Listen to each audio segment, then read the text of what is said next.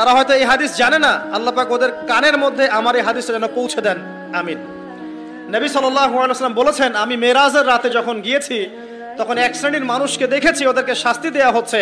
কি শাস্তি? জাহান্নামীদের রক্ত এবং পুঁজ ওদেরকে খেতে দেয়া হচ্ছে। জিবরাইল আলাইহিস সালামকে জিজ্ঞাসা করা হলো যে এরা কারা? তিনি বললেন, এরা আপনার উম্মতের সেই সব ব্যক্তি যারা মাদকদ্রব্য সেবন করত। আল্লাহ রাব্বুল আলামিন তার হাবিবের মাধ্যমে জানিয়েছেন, যখন কোনো মুসলিম মাদক সেবন করে বা কোনো ব্যক্তি মাদক সেবন করে তখন 40 দিন তার নামাজ কবুল হয় না। এরপর যদি সে তওবা করে তাহলে আল্লাহ পাক তার তওবা কবুল করবেন ইনশাআল্লাহ। যদি সে আবারও মাদক খায় তওবা করার পর, আবার 40 দিন তার নামাজ কবুল হবে না। যদি সে আবার তওবা করে আল্লাহ পাক আবার তাকে মাফ করে দিবেন। যদি সে আবারও মাদক খায় আবার 40 দিন তার নামাজ কবুল হবে না। তারপর যদি আবার তওবা করে আবার আল্লাহ তাকে মাফ করে দিবেন।